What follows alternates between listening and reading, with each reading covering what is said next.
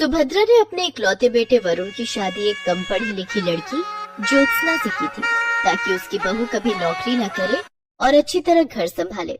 सब कुछ सुभद्रा की सोच के मुताबिक चल रहा था कि अचानक उसके बेटे वरुण की मौत हो गई। अब सुभद्रा अपनी विधवा बहू ज्योत्सना के भविष्य को लेकर चिंतित हो जाती है। ये जानने के लिए देखते हैं विधवा बहू की डोली। सुभद्रा देवी अपने बेटे वरुण की शादी की तैयारियां कर रही थी। आज वरुण की शादी ज्योत्सना के साथ होने वाली थी। ज्योत्सना 10वीं पास थी, लेकिन घर के कामकाज में निपुण थी। धूमधाम से वरुण की शादी ज्योत्सना के साथ हो जाती है। ससुराल आते ही उसने घर और परिवार की पूरी जिम्मेदारी उठा ली। माँ बाबूजी, आप दोनों के लिए अदरक वाली चाय लाई हूँ। लाओ बहू, अदरक वाली चाय तो मुझे बहुत पसंद है। तुमने आते ही हम लोगों की पसंद और नापसंद का ख्याल रखना शुरू कर दिया। जी, इन्होंने मुझे सब बता दिया है कि आपको और माँ जी को क्या पसंद है और क्या नहीं। आप लोग चाय पीजिए, मैं नाश्ते की तैयारी करती हूँ। ठीक हूँ बहू। ज्योत्सना वहाँ से चली जाती है। उसके जाने के बाद वरुण की माँ, क्यों ना हम भी अपने घर में एक काम वाली रख लें। ज्योत्सना की मदद कर दिया करेगी। ज्योत्सना की अभी नई नई शादी हुई है, उसकी उम्र भी बहुत कम है। अभी उसके सिर पर जिम्मेदारियों का बोझ डालना ठीक नहीं है। उसकी कोई जरूरत नहीं है। हमारे घर में ज्यादा काम भी नहीं है। अभी से काम करने की आदत डालेगी, तभी तो आगे चलकर सब कुछ संभाल पाएगी। जैसी तुम्हारी मर्जी। ज्योत्सना घर के सारे काम करती। सुबह उठकर सास और ससुर को उनकी दवाइयाँ, चाय देने से लेकर नाश्ता, खाना बनाना, कपड़े धोना, सारे काम वो अकेले ही किया करती। वरुण भी हर छोटे मोटे काम के लिए ज्योत्सना को ही पुकारा करता। ज्योत्सना, कहाँ तुम? मेरी पीली वाली शर्ट प्रेस नहीं है यार, मुझे आज वही पहनकर ऑफिस जाना है। आपके लिए लंच पैक कर रही हूँ, 2 मिनट में आई। ज्योत्सना भागकर झटपट वरुण की शर्ट पर प्रेस करने लगी। धीरे धीरे समय गुजर रहा था। सब ठीक ठाक चल रहा था कि एक दिन माँ, बाबूजी, कल मुझे ऑफिस के काम से चंडीगढ़ जाना है।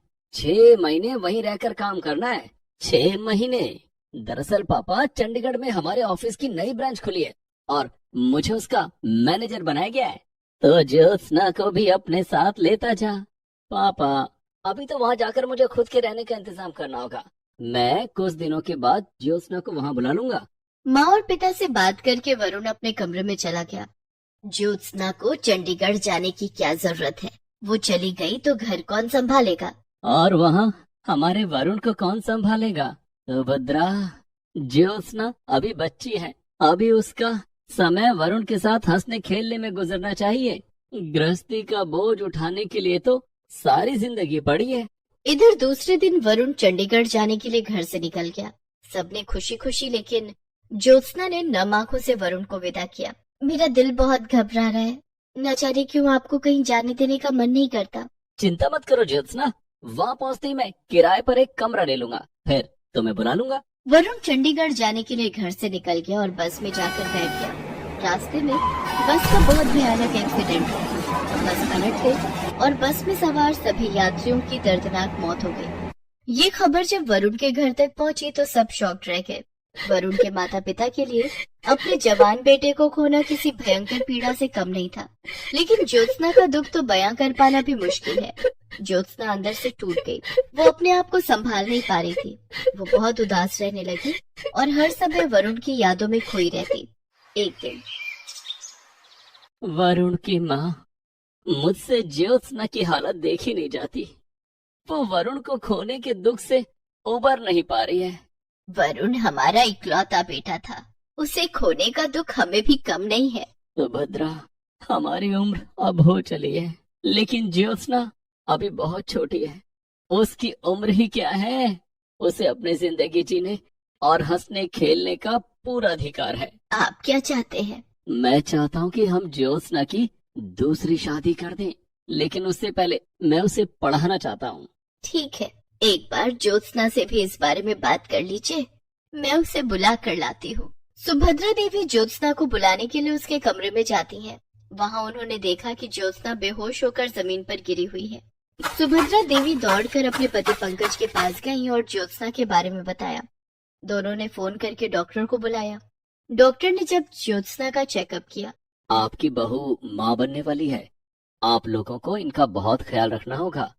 चिंता के कारण बच्चे की सेहत पर बुरा असर पड़ सकता है और बच्चा दिमागी रूप से कमजोर हो सकता है। डॉक्टर की बात सुनकर पंकज और सुभद्रा ने फैसला लिया कि वो ज्योत्सना को आगे पढ़ाएंगे ताकि ज्योत्सना का मन कहीं लगा रहे और वो खुश रह सके। पंकज ने ज्योत्सना का एडमिशन 12वीं कक्षा में करवा दिया। ज्योत्सना अब 12वीं की पढ़ाई करने लगी। सुभद्रा देवी उसके खाने पीने का बहुत ख्याल रखती। धीरे धीरे समय बीतता गया और 9 महीने बाद ज्योत्सना ने एक सुंदर सी बेटी को जन्म दिया। इसके साथ ही वो अपनी पढ़ाई भी करती रही। सुभद्रा देवी और पंकज अपनी पोती अनन्या को पाकर बहुत खुश थे। वे दोनों ज्योत्सना के साथ साथ अनन्या का बहुत ख्याल रखते। ज्योत्सना को लेकर सुभद्रा देवी के मन में भी बहुत बदलाव आ गया था। एक दिन ज्योत्सना रसोई में बर्तन धो रही थी, तभी वहाँ सुभद्रा देवी आई। ज्योत्सना बहू, ये सब छोड़, तू अनन्या के पास जा, उसके साथ खेलेगी तो तेरा दिल बहलेगा और साथ साथ अपनी पढ़ाई भी कर। घर का काम मैं कर लूंगी। ज्योत्सना नन्ही और प्यारी बेटी अनन्या को पाकर अब खुश रहने लगी थी। वो अनन्या के साथ ढेर सारा समय गुजारती और बाकी समय में अपनी पढ़ाई करती। धीरे धीरे अनन्या बड़ी हो रही थी और ज्योत्सना भी अब कॉलेज में पहुंच गई थी। एक दिन, ज्योत्सना बहू, मैं चाहता हूँ कि तू बीएड की पढ़ाई कर ले। मैं कल ही तेरा एडमिशन करवा दूंगा। ठीक है बाबूजी। पंकज ने ज्योत्सना का एडमिशन बीएड में करवा दिया। अब ज्योत्सना रोज कॉलेज जाने लगी। अनन्या भी 2 साल की हो गई थी। एक दिन, मम्मा, मुझे भी आपके साथ कॉलेज जाना है। अनन्या बेटी, मुझे कॉलेज में पढ़ाई करनी है, तुम घर में दादाजी दादी जी के साथ खेलो। नहीं, मुझे आपके साथ कॉलेज जाना है। इसे अपने साथ ले जा ज्योत्सना, ये सारा दिन तुझे याद करती है और तेरे पास आने की जिद करती है। तेरे साथ कॉलेज जाएगी तो इसका दिल बहल जाएगा। उस दिन ज्योत्सना अनन्या को अपने साथ कॉलेज ले गई। ज्योत्सना की क्लास में सब अनन्या को बहुत प्यार करने लगे। कोई उसे चॉकलेट देता तो कोई उसके साथ खेलता। तभी ज्योत्सना ने देखा कि राजन अनन्या को अपनी गोद में लेकर उसके साथ बातें कर रहा था। राजन ज्योत्सना की क्लास में पढ़ता था। क्या बात है राजन, अनन्या परेशान तो नहीं कर रही है ना?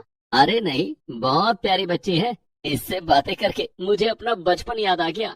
तुम इसे रोज अपने साथ लेकर कॉलेज आया करो। अब ज्योत्सना रोज अनन्या को अपने साथ कॉलेज लाने लगी। धीरे धीरे राजन ने अनन्या के साथ गहरी दोस्ती कर ली।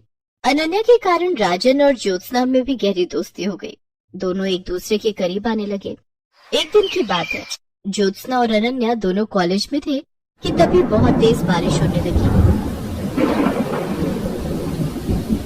ओह, अब मैं घर कैसे जाऊंगी? ज्योत्सना के चेहरे पर चिंता की लकीरें देखकर राजन उसके पास आया और बोला, क्या बात है ज्योत्सना, परेशान क्यों? देखो न राजन, बाहर कितनी तेज बारिश हो रही है। मैं अनन्या को लेकर घर कैसे जाऊंगी? बाहर बस स्टॉप पर भी पानी भर गया होगा। तुम फिक्र मत करो, मैं अभी ऑटो बुला कर लाता हूँ। राजन कॉलेज से बाहर गया।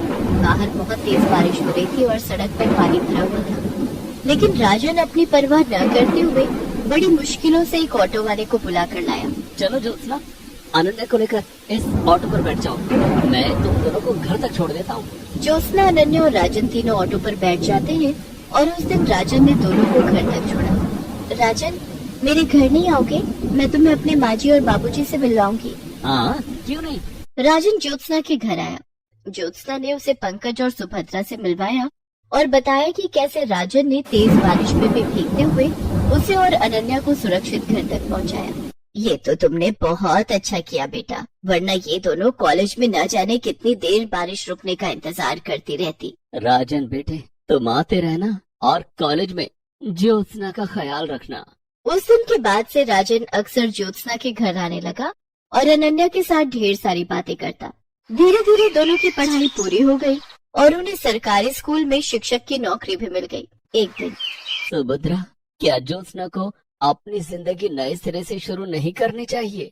आप क्या कहना चाहते हैं? मैं चाहता हूँ कि ज्योत्सना की शादी हो जाए, वो अपना घर बसा ले, अनन्या को भी पिता का प्यार मिल जाएगा। लेकिन ज्योत्सना से शादी करेगा कौन? मेरी नजर में एक लड़का है। हाँ, कौन है वो? राजन। राजन ज्योत्सना का बहुत अच्छा दोस्त है और वो अनन्या को भी बहुत प्यार करता है। लेकिन हमें इस बारे में ज्योत्सना और राजन से भी बात कर लेनी चाहिए। मैंने राजन को फोन कर दिया है, वो आज शाम को हमारे घर आएगा। हम राजन और ज्योत्सना दोनों से बात कर लेंगे। ठीक है। शाम को जब ज्योत्सना स्कूल से लौटी तो उसने देखा कि राजन उसके घर आए हैं और उसके सास ससुर से बातें कर रहे हैं। अरे राजन, तुम कब आए? अभी भी आया हूँ। दरअसल मुझे अंकल ने बुलाया। ज्योत्सना बहू, मैं तुम दोनों से कुछ बात करना चाहता हूँ। जी बाबूजी, कहिए। बहू, मैं चाहता हूँ कि तुम और राजन शादी कर लो। ये आप क्या कह रहे हैं बाबूजी? ये कभी नहीं हो सकता।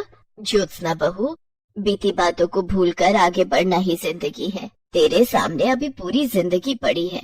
हमारी बात तेरा और अनन्या का ख्याल कौन रखेगा?